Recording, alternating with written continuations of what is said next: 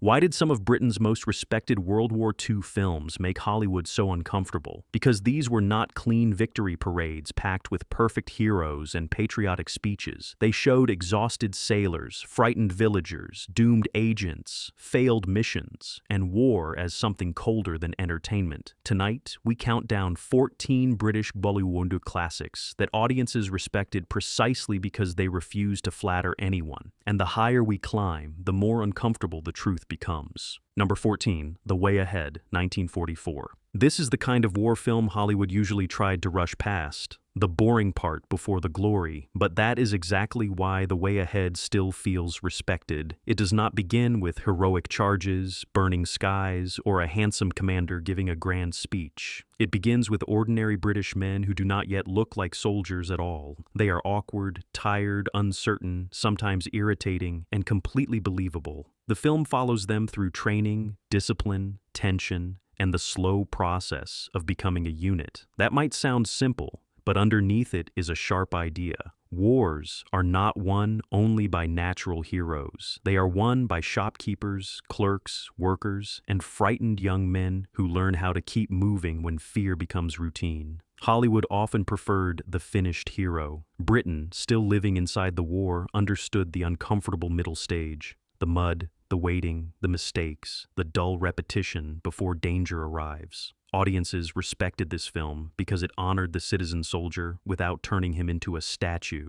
Its power is quiet, but stubborn, and sometimes the most honest war film is the one that admits bravery has to be trained before it can be tested. Number 13, The Wooden Horse, 1950. Some escape films kick the door open. The wooden horse digs under it inch by inch in near silence. That is what makes it so gripping. Instead of turning a prisoner of war camp into a playground of jokes, fistfights, and easy heroics, this film turns captivity into a slow, psychological contest. The prisoners are not action stars waiting for their big scene. They are trapped men using patience as a weapon. The famous wooden vaulting horse becomes more than a clever prop. It becomes a symbol of British nerve under pressure. Every movement has risk. Every shovel of earth could betray them. Every ordinary camp routine hides a secret act of rebellion. Hollywood often loved prison camp stories when they had big personalities and clean emotional payoffs. But this one respects the exhausting mechanics of survival. It shows that courage is not always loud. Sometimes courage is pretending nothing is happening while your future is being carved underground. Audiences respected The Wooden Horse because it made escape feel earned, not gifted. It does not flatter the viewer with easy victory. It asks them to sit inside the tension, count the seconds, and understand that freedom can be built from discipline, dirt, and almost impossible restraint. Number 12, The One That Got Away, 1957. Here is the uncomfortable twist. This British war film follows the enemy, and somehow that makes it even more fascinating. The One That Got Away tells the true story of Franz von Vera, a German prisoner of war who repeatedly tries to escape Allied captivity. In a safer, more predictable Hollywood version, the German officer would simply be the villain, the British guards would be flawless, and the story would march toward a clean moral ending. But this film does something riskier. It turns the escape into a cold game of nerve, ego, intelligence, and persistence. Von Vera is not softened into a hero, but he is not reduced to a cartoon either. That ambiguity gives the film its bite. The suspense comes from watching a determined man exploit routine, confidence, and small human mistakes. It also forces the audience to confront an uneasy truth. War stories are not always built around people we want to admire.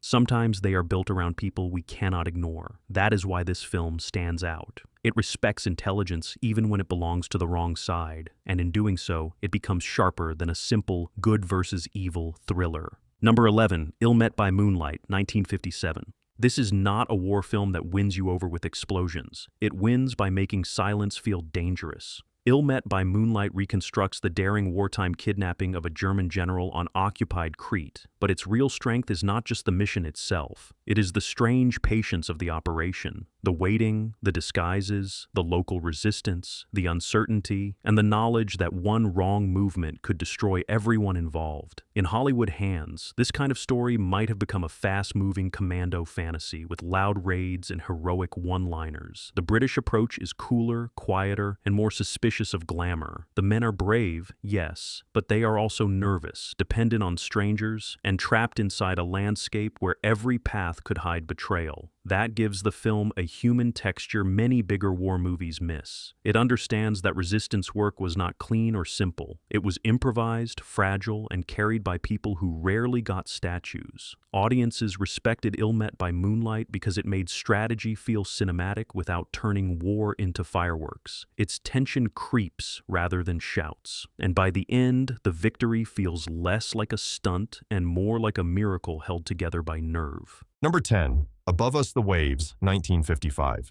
The ocean in this film does not look heroic. It looks like a sealed door waiting to crush anyone foolish enough to enter. Above Us, The Waves follows British naval commandos on a dangerous mission against the German battleship Tirpitz, and its drama comes from pressure, not spectacle. Men climb into midget submarines, slip beneath hostile waters, and move toward a target that feels almost impossible to touch. This is exactly the kind of story Hollywood could have inflated into a grand patriotic adventure full of swagger and victory music, but the British version is colder. It focuses on equipment, timing, claustrophobia, discipline, and the terrifying smallness of human beings against steel and sea. The mission feels less like a glorious charge and more like a calculated gamble where bravery might still not be enough. That is what gives the film its respect. It understands that wartime courage often happens in cramped spaces, in darkness, with no cheering crowd, and no guarantee anyone will return. Audiences who respected real military history found something powerful here. A film about men who attacked not because it looked magnificent, but because the job had to be done, quietly, dangerously, and with almost no room for fear. Number 9. A Town Like Alice, 1956. This war story does not march toward glory. It walks through suffering until survival itself feels like rebellion. A Town Like Alice stands apart because it places civilians, especially women, at the center of a wartime nightmare. Instead of polished battlefield heroics, the film follows Jean Paget and a group of women and children forced through Japanese-occupied Malaya, where exhaustion, fear, disease, and humiliation become daily enemies. That alone made it very different from the cleaner, more triumphant war stories Hollywood often preferred. There is no easy rescue fantasy here, no sudden arrival of a shining hero to fix everything. The emotional force comes from endurance, from people who keep moving when the world has stripped them of comfort, safety, and dignity. The film's power also lies in how quietly it handles courage. Jean is not written like a superhero. She is practical, frightened, compassionate, and stubborn enough to survive. Audiences respected the film because it treated civilian suffering as seriously as military sacrifice. It reminded viewers that World War II was not only fought by men with rifles, but by ordinary people trapped in impossible conditions. Its conclusion feels earned because the pain behind it never disappears. Number 8. Carve Her Name with Pride, 1958. Some war films give their heroes a medal and a sunset. Carve Her Name with Pride gives its heroine duty, danger, and a fate that still lands like a punch. The film tells the story of Violette Sabo, the real-life special operations executive agent who worked with the French resistance and paid the ultimate price. What makes the film so gripping is not just that it centers a woman in a war story, but that it refuses to turn her courage into fantasy. Violette is brave, but she is also young, human, and painfully aware of what she is risking. A more conventional studio version might have softened the ending or built toward a dramatic rescue. This film does not. It understands that resistance work was often lonely, secretive, and brutally unforgiving. The tension comes from small details, coded messages, hidden identities, suspicious glances, and the knowledge that capture could mean death. Audiences respected it because it honored sacrifice without decorating it too much. It made female courage visible in a genre that often pushed women to the edges, and its impact remains sharp because it says something Hollywood sometimes avoided. Not every hero survives long enough to be celebrated. Number 7, In Which We Serve, 1942. This is not just a naval film. It is a nation trying to explain itself while still under fire. In Which We Serve carries a very British kind of pride, restrained, disciplined, emotional, without becoming sentimental. Co-directed by Noel Coward and David Lean, the film follows the life of a Royal Navy destroyer and the men connected to it, shifting between battle, memory, family, and duty. That structure could feel unusual beside the more direct Hollywood war pictures of the time, because this film is not built around one unstoppable hero. It is about a ship as a community, a crew as a family, and war as something that crashes into every class and household. The action matters, but the emotional weight comes from what these men leave behind and what they carry inside them. The film also refuses to make combat feel clean. Death arrives suddenly. Fear is swallowed, not announced. Patriotism exists, but it is controlled by grief. Audiences respected it because it felt authentic to the British wartime spirit. Carry on, but do not pretend it is painless. Its quiet power is that it turns service into something intimate, not glamorous. Number 6. Battle of the River Plate, 1956. This film turns naval warfare into a chess match, where every move could send men to the bottom of the sea. Battle of the River Plate reconstructs the hunt for the German pocket battleship Admiral Graf Spee, but it avoids the easy shape of a one-man victory story. There is no single superhero commander saving the day with impossible instincts. Instead, the film focuses on coordination, calculation, patience, and the strange psychological pressure of wartime decision-making. That is what makes it feel so different from more sensational war adventures. The drama is not only in cannon fire, it is in strategy rooms, distant sightings, damaged ships, and commanders trying to guess what the enemy will do next. The film respects naval combat as a collective effort, where bravery depends on discipline as much as emotion. Its pacing may feel controlled, even old-fashioned, but that restraint gives the story credibility. Audiences and military history fans respected it because it treated the battle like history, not just spectacle. It shows that victory at sea was often mechanical, tense, and brutally uncertain. Its punch comes from refusing to pretend war is won by noise alone. Number 5. Sink the Bismarck, 1960. The most dangerous thing in this film is not only the battleship, it is the silence before the decision. Sink the Bismarck takes one of the most famous naval hunts of the Second World War and tells it with a cold, almost procedural tension. The German battleship Bismarck becomes a floating threat, but the film is just as interested in the British officers tracking it from maps, signals, reports, and incomplete information. That choice gives the film its special force. A louder Hollywood version might have centered everything on a glamorous frontline hero, pushing romance and personal revenge to the front. This film lets strategy carry the drama. Men stare at charts, calculate movements, absorb losses, and make decisions that may cost lives either way. The result is a war film where intelligence feels as dangerous as firepower. It also captures the emotional cost behind calm British professionalism.